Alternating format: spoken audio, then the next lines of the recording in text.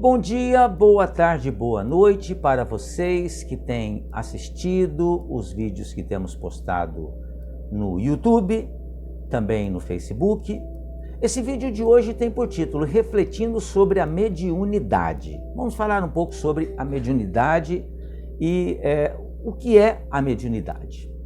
Mediunidade é a faculdade de intermediar o plano físico e o plano espiritual. É uma faculdade orgânica e não constitui patrimônio especial nem privilégio de pessoas ou de religião. Então a mediunidade não foi criada pelo Espiritismo, não é propriedade do Espiritismo.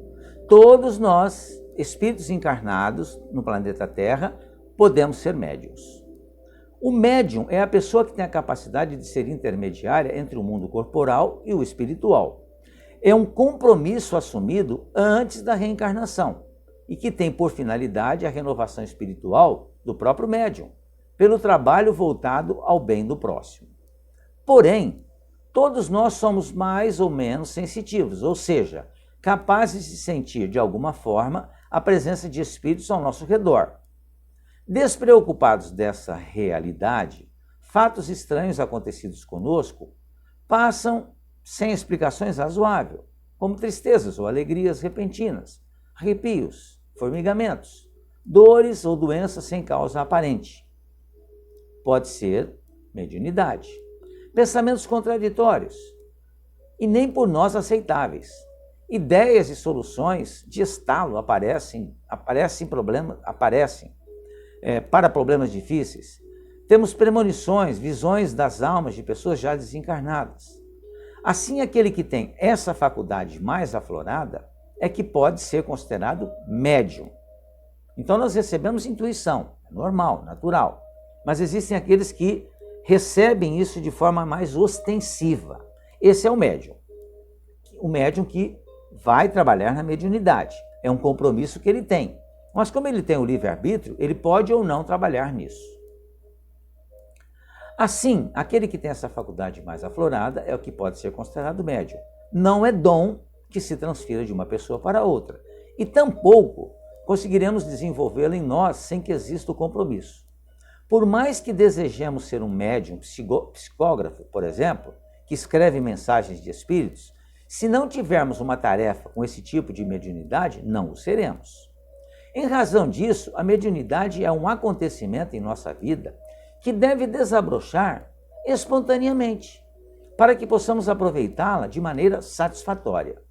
Mas se aparecer, não devemos recusá-la, pois estaremos perdendo grande oportunidade de evolução, ou em muitos casos, correndo o risco de ficarmos desequilibrados, por não trabalharmos com as energias que são atraídas pela nossa sensibilidade. Existe, contudo, que se tomar muito cuidado no exercício da mediunidade, é que lidamos com os espíritos, e estes, sendo os homens, ou os próprios homens, depois da morte do corpo físico, tanto podem ser bons como maus. E os maus não querem outra coisa a não ser a nossa infelicidade. Não basta nessa atividade os bons propósitos, pois os maus são ardilosos. É preciso prévio e teórico conhecimento do que seja o mundo espiritual, mediunidade e suas implicações. Atirando-nos diretamente à prática mediúnica, poderemos ser vítimas de processos obsessivos, ficando envolvidos pelos espíritos inferiores. Por isso que a mediunidade precisa ser estudada. O Espiritismo possui a mais vasta literatura sobre mediunidade, ensinando-nos tudo o que é de mais importante e básico para que o médium possa educar a sua faculdade, de modo que esta lhe seja útil e também ao próximo. O livro dos Médiuns é o segundo livro das obras básicas da doutrina espírita. E ali nós encontramos tudo o que é necessário para aprendermos a respeito da mediunidade. E os outros livros que foram surgindo, que são livros auxiliares, não complementares, mas auxiliares. Não é um conhecimento que pretendemos, nós espíritas, seja trancado a 7 chaves, para que somente nós tenhamos o seu segredo, o qual, no Antigo Egito, era revelado apenas aos iniciados. Pelo contrário, Desejamos mesmo que todos tenham contato com essas informações, o que não significa tornar-se espírita, pois a mediunidade e o interrelacionamento com os espíritos é um fenômeno natural e atinge a todos, sem restrições. Em um tempo não muito distante, os médicos não se preocupavam com a asepsia no trato com os doentes, acarretando muitas mortes por infecção. Após a descoberta das até então invisíveis bactérias transmissíveis de doenças infecciosas, a higiene passou a ser condição básica no tratamento médico. Agora, quando não se tem mais dúvidas quanto à existência dos espíritos, também invisíveis, precisamos aprender a conviver com eles, especialmente os que possuem a faculdade mediúnica. A tarefa mediúnica mais intensa, principalmente aquela de contato com o público, em verdade, não é uma tarefa para todos os médiuns. Semelhante atitude medianímica de caráter público é penosa, difícil, comprometedora, mesmo para os médiuns não amadurecidos o suficientes. É uma tarefa que não depende tanto da mediunidade em si, mas depende da têmpera do médium, do espírito, do medianeiro, mais do que, inclusive, dos espíritos que se dispõem a colaborar com eles. Temos visto, médiuns, espíritas ou não, que têm aparecido no noticiário e que usaram a mediunidade de uma forma muito ruim para eles mesmos, se comprometendo, moralmente falando. Por esse motivo, não podemos indiscriminadamente incentivar o exercício ostensivo da mediunidade nos médiuns ainda incipientes. Antes que o médium se dedique ou se decida por uma tarefa de muito contato público, é imprescindível que observe bem as dificuldades que encontrará, porque, de certa forma, esse companheiro não mais se pertencerá, sentir-se-á privado de aspirações pessoais.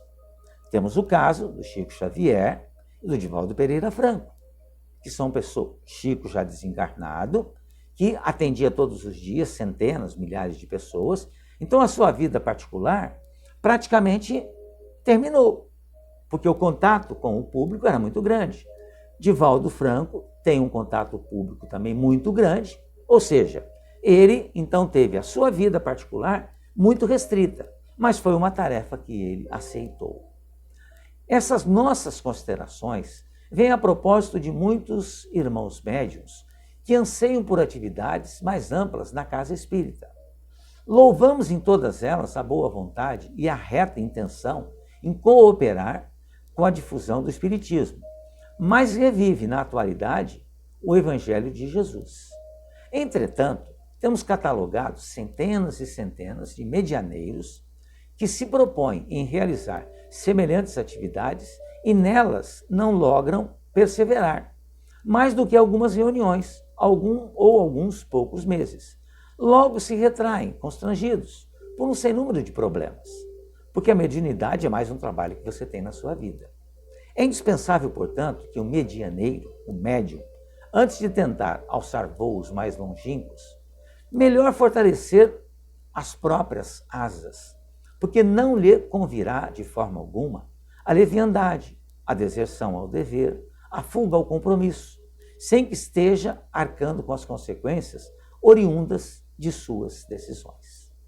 A tarefa mediúnica pode ser comparada a uma escada de infinitos degraus, em que o médium, que decide escalá-la, precisa ascender, passo a passo, não esquecendo que, para tanto, o concurso do tempo é indispensável.